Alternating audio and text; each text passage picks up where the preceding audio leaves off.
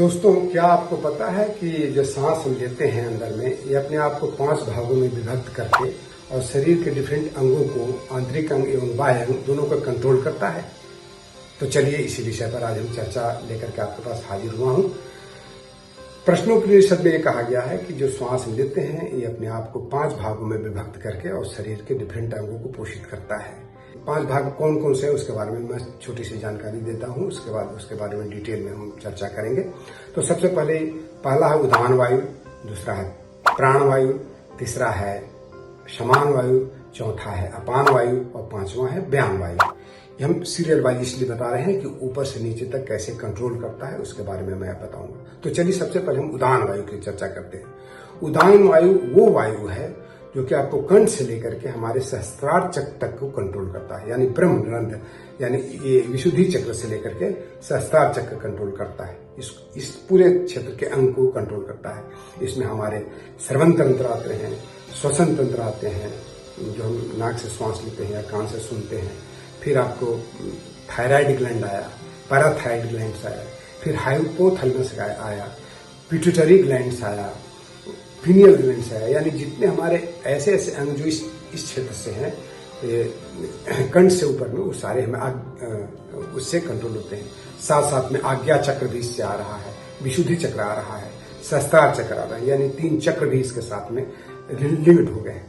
और जब आपको ये भी जानकारी होनी चाहिए कि जब आदमी मृत्यु को प्राप्त करता है तो यही प्राण, यही वायु हमें ब्रह्मरंध्र से निकल करके और बाहर जाता है। बाकी सभी वायु शरीर में रहते हैं उसके, परंतु आत्मा इसी से निकल के बाहर की तरफ जाता है और आत्मलोक में पहुंचता है।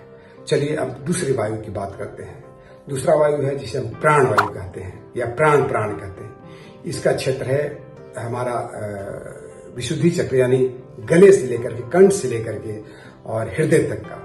ये भी बहुत महत्वपूर्ण प्राण है। ये दो महत्वपूर्ण अंगों को कंट्रोल करता है, जिसमें शरीर का पूरा हमारा इस पर डिपेंडेंट रहता है, बॉडी का। ये एक हमारा फेफड़ा और दूसरा हृदय।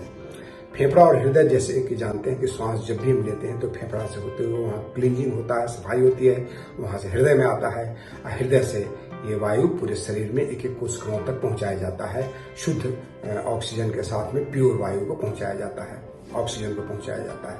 तो ये बहुत महत्वपूर्ण है। इससे रिलेटेड जितने हमारे बीमारियां हैं, खास करके हार्ट अटैक, हृदय से लेकर के या फेफड़े वाली बीमारियां, सब इसके द्वारा पोषित कंट्रोल किया जाता है, उसे ठीक किया जाता है। यदि आपको इसमें कोई गड़बड़ी हुआ, यदि आपका प्राणवायु में गड़बड़ी हुआ तो आपको ये सारी बीमारियां, इससे रिलेटेड बीमारियां हो सकती है। और इसी से अनाहत चक्र भी कंट्रोल होता है, हृदय चक्र भी इसी से पोषित होता है। यानी आप प्रेमल बनते हैं, आप भावपूर्ण बनते हैं, भावनात्मक बनते हैं, सेंसिटिव बनते हैं, इत्यादि इत्यादि। अब चलेंगे हम अगला वायु की बात करेंगे, जो कि समान वायु है, जो कि हृदय से लेकर के और नाभि प्रदेश तक के क्षेत्र को पोषित करता है। नाभि से हृदय तक का क्षेत्र को पोषित करता है। ये भी बहुत महत्वपूर्ण है, क्योंकि हमारे पूरे डाइजेस्टिव सिस्टम को, लीवर हुआ, आमाशय हुआ, स्मॉल इंटेस्टाइन हुआ, इस सारी चीज को यही कंट्रोल करता है, इसी यही पोषित करता है। इसलिए इसमें यदि कोई गड़बड़ी होगी तो आपका डाइजेस्टिव सिस्टम गड़बड़ा जाएगा। आप जो भी खाना खाइएगा वो लगता नहीं है शरीर को। इसलिए ये भी बहुत ही महत्वपूर्ण प्राण है और इसे हमें जान करके, जब कोई गड़बड़ी होती है तो डाइजेशन सिस्टम में यदि कोई गड़बड़ी हुआ या नाभि का खिसकना हुआ, इत्यादि जो प्रॉब्लम्स आते हैं, ये इसी के समान वायु में ही कुछ कमी होने से, कुछ गड़बड़ी होने से होता है। अगला प्राण या वायु जिसे हम कहते हैं अपान वायु, बहुत ही महत्वपूर्ण है। ये हमारे नाभि से लेकर के अपने टोज तक या पैर के अंगूठे तक ये इसका क्षेत्र है। इसके नीचे में पूरा हमारा सिस्टम, खास करके हमारा एक्सक्रीटरी सिस्टम, जिसमें हमारा मल मूत्र त्याग से लेकर के पसीना तक भी इसी से कंट्रोल होता है। उसके अलावा हमारे जो पुरुष प्रजनन अंग और स्त्री प्रजनन अंग, सभी इसके द्वारा ही पोषित होते हैं और कंट्रोल होते हैं। यदि उसमें कहीं भी गड़बड़ी है तो समझिए कि अपान वायु आपका कहीं न कहीं, अपान वायु में कहीं न कहीं आपको दिक्कत हुआ है, कहीं न कहीं अशुद्ध हुआ है। उसको ठीक करने की हम कोशिश करते हैं। उसके बाद हम उसी साथ साथ में आपको ये भी बता दूं कि गुदा द्वार के भी रोग इसी से होते हैं। उसके आगे हमारे जैसे घुटनों में दर्द होता है, तो इसी अपान वायु के कारण ही अपान वायु में दोष होने से ही होता है। तो जब हम उस विषय पर चर्चा करें तो इस वायु के बारे में भी चर्चा करेंगे। अब रही एक और वायु जिसे हम बोलते हैं व्यान वायु।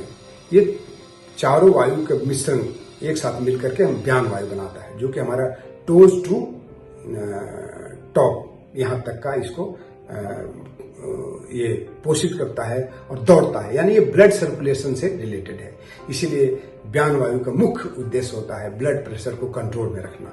यदि व्यान वायु आपको में कुछ गड़बड़ी हुई, कुछ डिफेक्ट हुआ, तो आपका ब्लड प्रेशर में प्रॉब्लम होता है। जब हम चर्चा करेंगे एक एक बीमारी को लेकर के, तो उस पर भी हम चर्चा करेंगे कि ये वायु को हम कैसे ठीक करेंगे। तो इस तरह से दोस्तों हमने आज 6 एक चीज और बता दूं कि जो हमारा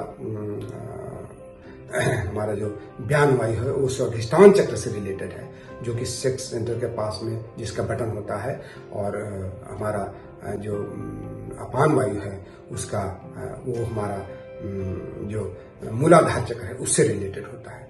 तो इस तरह से हर जितने हमारे वायु हैं सबका किसी न किसी चक्रों से भी रिलेटेड होता है, खास करके नाभि चक्र पे, जहां हमारे टोटल 72,000 नाड़ियां हैं जो कि एक साथ में मिलती हैं।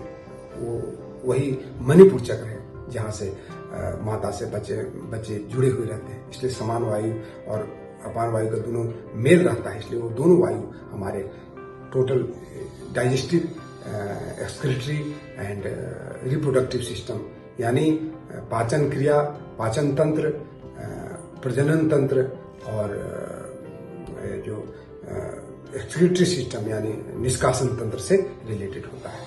इसलिए हम हर विषय पर जब चर्चा आगे हम करेंगे तो इस वायु के भी बारे में चर्चा करेंगे कि इसको कैसे ठीक किया जा सकता है। धन्यवाद दोस्तों। अगला वीडियो मेरा आएगा कब्जियत पर, कि कब्ज को हम कैसे दूर करें, अपान वायु हम अपने समान वायु को कैसे ठीक करें, और साथ साथ में अपान वायु को कैसे ठीक करें। धन्यवाद दोस्तों। यदि अच्छा लगा होगा तो इस मेरे वीडियो को लाइक करिएगा और शेयर करिएगा, और मेरे इस चैनल को अजय योग दर्शन को जरूर सब्सक्राइब करिए आपको, और बेल आइकन को दबाएं ताकि आने वाले वीडियो भी आपको मिलते रहें और आप शिक्षित होते रहें, प्रशिक्षित होते रहें। धन्यवाद। जय हिंद।